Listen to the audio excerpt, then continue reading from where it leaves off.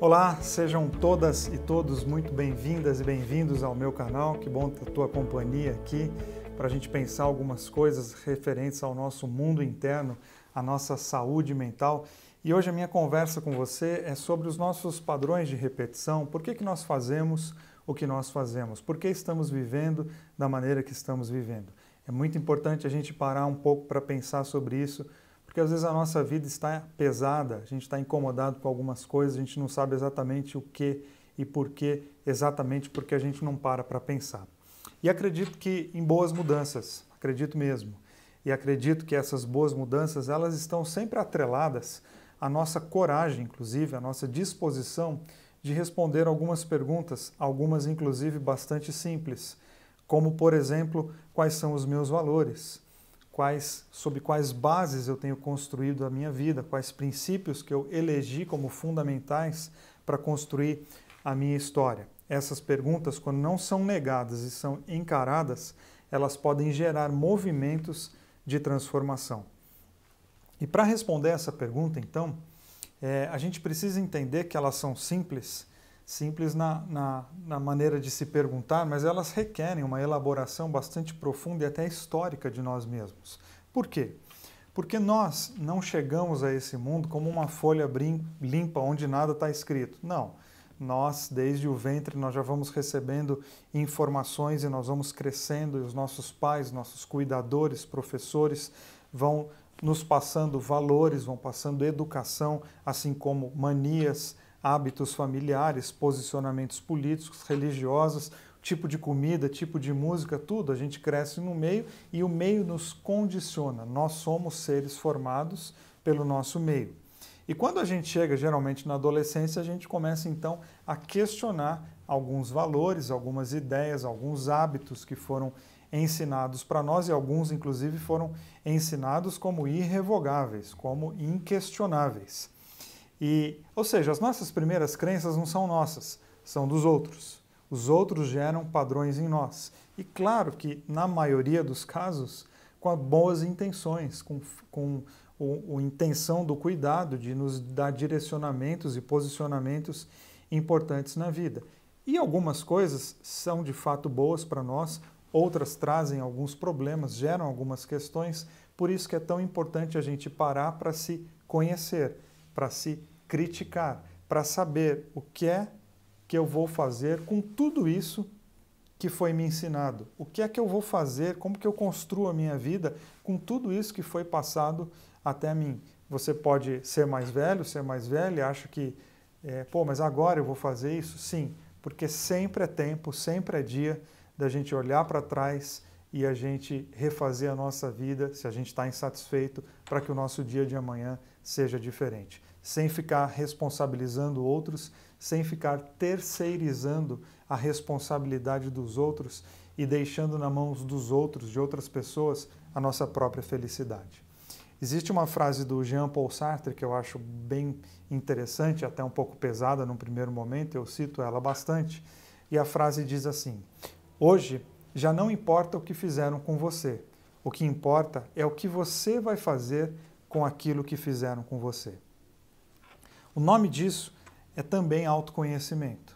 É olhar para trás e pensar, olha, eu sei de uma série de coisas que aconteceu comigo, que foi me ensinado, talvez inclusive feridas, traumas, porque tudo isso de alguma maneira também acaba condicionando o teu comportamento social, teu comportamento na vida.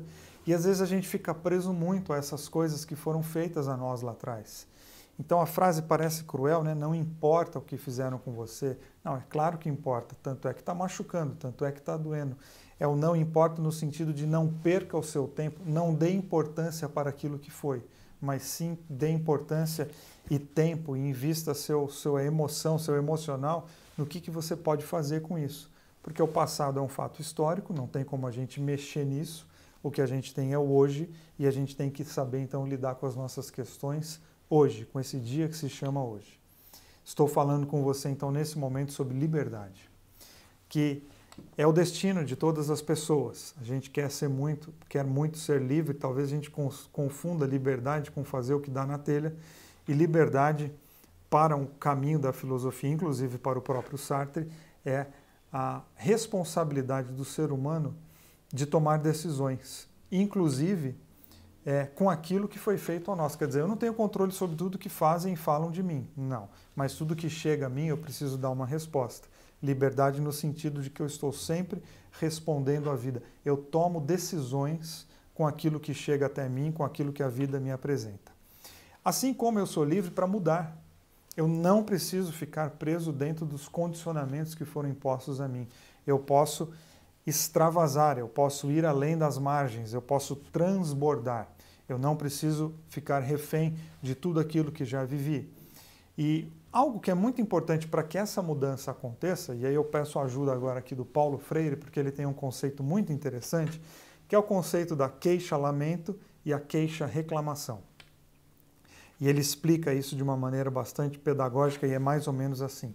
Na queixa-reclamação, você fica reclamando de tudo e de todos e esperando que alguém resolva as tuas queixas, as tuas reclamações. Porque você não gosta de viver do jeito que está vivendo e você considera que outras pessoas é que precisam vir resolver isso. Quando isso acontece, é algo muito perigoso porque a gente está terceirizando a nossa alegria. A gente está colocando no colo de alguém que talvez nem saiba que a gente está chateado a solução dos nossos problemas. Essa é a queixa-reclamação. Mas tem a queixa-lamento, que é uma viagem introspectiva que leva a gente a questionar o nosso próprio coração. A gente pode fazer isso com a ajuda dos outros, mas a gente não se esconde. A gente se coloca na cena. Ou seja, na queixa-reclamação, a busca por culpados. Na queixa-lamento, a busca por algo novo. Eu sei o que fizeram comigo, eu sei das minhas histórias, eu não nego o meu passado. Mas sei que hoje quem tem que lidar com isso sou eu. Então, eu não passo a vida reclamando e dizendo que a minha vida nunca vai dar certo, porque no passado não. Hoje o que importa é o que eu vou fazer com isso. Então eu me coloco na cena como responsável, eu me coloco na cena como protagonista da minha própria história. Então você quer mudar de vida, você quer quebrar alguns padrões, você quer mudar algumas coisas na tua vida, eu quero te ajudar passando para você e organizando de algumas maneiras. Eu quero fazer isso através de alguns verbos. Vamos lá.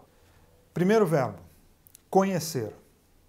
Você precisa trazer à tona o teu mundo interno para você saber quem você é. Você precisa mergulhar em você mesma, em você mesmo, para descobrir algumas coisas que estão talvez escondidas na sua profundidade, são coisas do seu inconsciente, coisas que estão enraizadas, às vezes hábitos, coisas que você está fazendo e repete, você nem sabe por quê, e talvez esse hábito que você está repetindo seja exatamente a razão desse peso que você sente que está carregando, mas você precisa se conhecer, porque uma das viagens mais importantes que a gente tem que fazer na vida é essa viagem para dentro de nós mesmos. E fala-se tanto hoje do autoconhecimento, apesar disso não ser conversa de hoje, né? Dos primórdios da filosofia, conhece a ti mesmo. O ser humano precisa se conhecer e não se contentar em ficar na superfície dos sentimentos. A gente precisa aprender a mergulhar. No começo é extremamente difícil, é dolorido, mas uma hora as águas ficam mais tranquilas e a gente aprende a lidar com as questões do nosso mundo interno. Mas a gente tem que ter a coragem de dar um mergulho. A gente precisa aprender também a escutar. Escutar os outros. O que os outros pensam a respeito de nós? Mas quando eu falo outros, não estou falando dessa multidão das redes sociais, não, eu estou falando das pessoas que são próximas a você, as pessoas que você tem dentro de você. O que essas pessoas dizem a teu respeito? Sei que é difícil, repito, escutar alguém falar, o parceiro, a parceira, marido, esposa, namorado, dizer que a gente tem mania e que a gente é isso e que a gente é aquilo, mas numa conversa madura e muito sincera, com as armas no chão, o que as pessoas dizem a meu respeito? Não é que o que elas dizem está absolutamente correto e me define, mas existe alguma questão ali que pode ser útil no meu caminho de transformação. Porém, escutar não é ouvir. Ouvir é algo que a gente faz com os ouvidos. Escutar é algo que a gente faz com a nossa alma. O ouvir é algo automático, a escuta é uma entrega. É quando eu de fato me interesso e me debruço e abro meu coração para aquilo que a pessoa está dizendo para mim. Isso pode ser bastante útil, considere o verbo escutar. Você precisa admitir.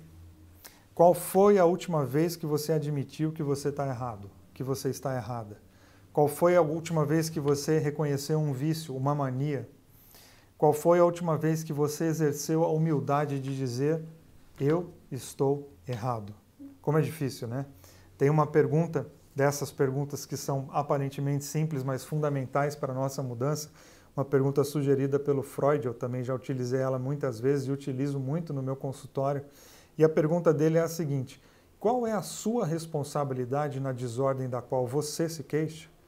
Quer dizer, cadê você nessa reclamação toda? Você reclama do céu, reclama da terra, reclama do político, reclama do futebol, reclama de tudo. E você? Qual é a sua responsabilidade? Quando é que você vai admitir que, ok, o sistema todo pode estar desandando, mas tem uma responsabilidade que é tua.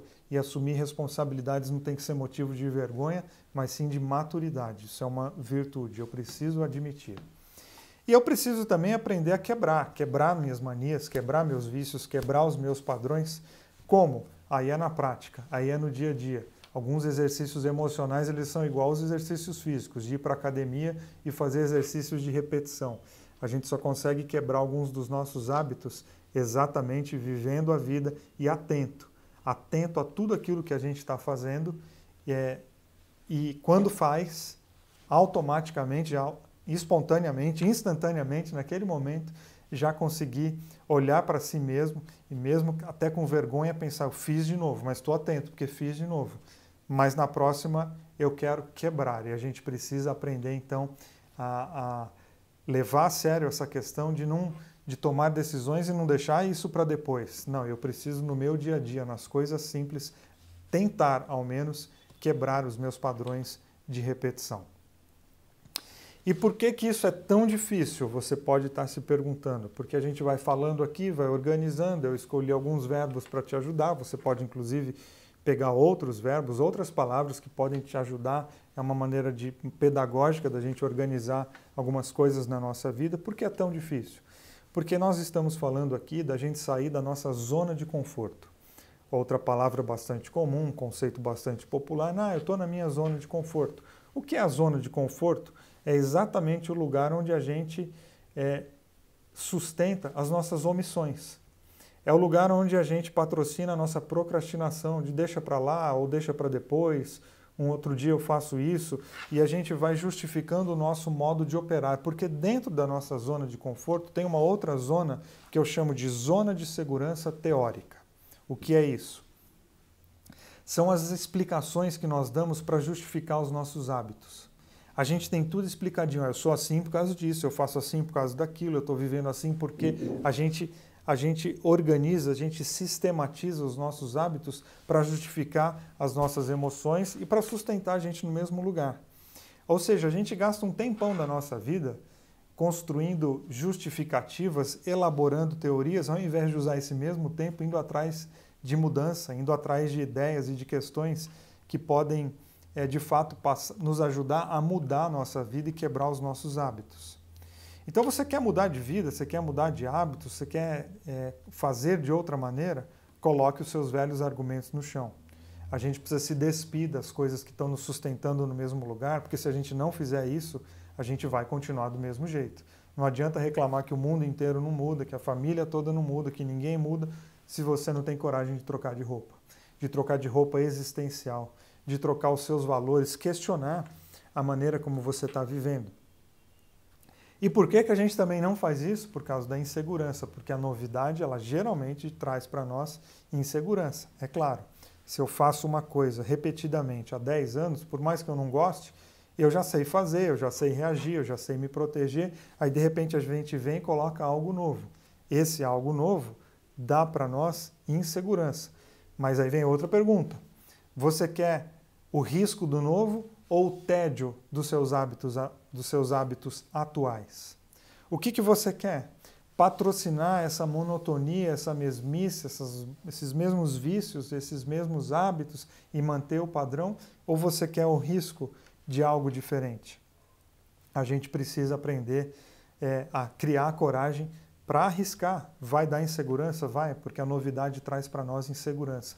Mas esse medo que nos leva, essa insegurança é o que nos leva a viver uma vida diferente, que amplia o nosso horizonte existencial para a gente conseguir viver outras coisas, mas a gente tem que ter coragem de fazer coisas diferentes. É a velha frase tão conhecida do Einstein que diz que insanidade é você fazer sempre as mesmas coisas e esperar resultados distintos. Não, se você quer viver algo novo, você precisa ter coragem de fazer coisas novas. Você precisa ter coragem de quebrar e inserir algo novo no lugar. E quanto tempo que isso leva? Outra pergunta bastante comum. Quando que isso acaba? Bom, isso não acaba, porque nós somos seres em constante mudança, a gente não para e a gente não pode parar de se olhar.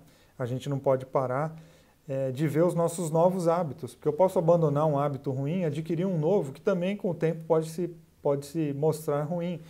Então eu não paro de me olhar nunca, eu não posso parar de me conhecer nunca, porque nós estamos em constante transformação. É o conceito de Heráclito, que ninguém se banha 2 vezes no mesmo rio, porque você vai voltar no rio, as águas são outras e você também é outra pessoa, porque o rio flui e você também flui. A gente tem que aprender a ficar nesse olhar constante, esse autocuidado, esse autoamor, esse carinho da gente com o nosso próprio coração. É muito comum escutar também na primeira sessão no meu consultório, as pessoas me falarem: Vili, você acha que eu vou ficar quanto tempo aqui? E a gente tem essa sede de tempo, quando que eu vou mudar, e a gente tem que reduzir esse barulho tão alto do tempo, da velocidade, porque a gente vive num tempo onde tudo é veloz e a gente acha que o nosso mundo interno também está nessa velocidade, e ele não está, inclusive ele desconhece o calendário. E eu respondo sempre brincando assim: você não é um boleto que vence dia 15, dia 20, dia 30 para a gente dizer quando você vai estar bem. A grande questão é você fazer as pazes com o tempo e saber que mesmo que as mudanças sejam lentas, você ter a alegria de saber que você está se cuidando, de que você não está deixando outros serem responsáveis pela tua felicidade, de que você não está simplesmente se acomodando com coisas que deveriam estar sendo jogadas fora, de que você não está cada vez mais deitado na sua zona de conforto, mas você está se conhecendo, está se esticando, está se tratando e passando por mudanças. Algumas, inclusive, que são bastante lentas, mas pequenas mudanças, mesmo devagar, depois de um tempo elas levam a nossa vida para um outro lugar completamente diferente. Então sempre vale a pena a gente parar, a gente se olhar, a gente se conhecer, a gente admitir os nossos erros, admitir os nossos vícios e ir tentando colocar outra coisa no lugar, acreditando que o tempo está passando, mas junto com ele eu também estou cuidando de mim e passando, gerando, produzindo, causando em mim boas e bonitas transformações. E eu encerro essa pequena palestra aqui com vocês com uma frase do José Saramago, que eu gosto demais, que diz assim: não tenhamos pressa, mas não percamos tempo. A gente precisa fazer essas pazes com o tempo. É de não ter pressa de viver algumas mudanças, porque algumas são lentas, mas não percamos tempo. Não deixe a sua vida à deriva, não deixe a vida te levar. Não, olhe para a sua vida, assuma as rédeas, assuma o comando da sua história, protagonize as suas ações, as suas felicidades. O tempo está passando, mas a gente não precisa simplesmente fazer com que tudo vá embora e jogar tudo para o ar e desistir da vida. Não, o tempo está passando, é verdade, mas enquanto ele passa, você pode passar cuidando da vida e sendo cada vez mais uma pessoa mais completa e especialmente uma pessoa mais feliz. Até a próxima!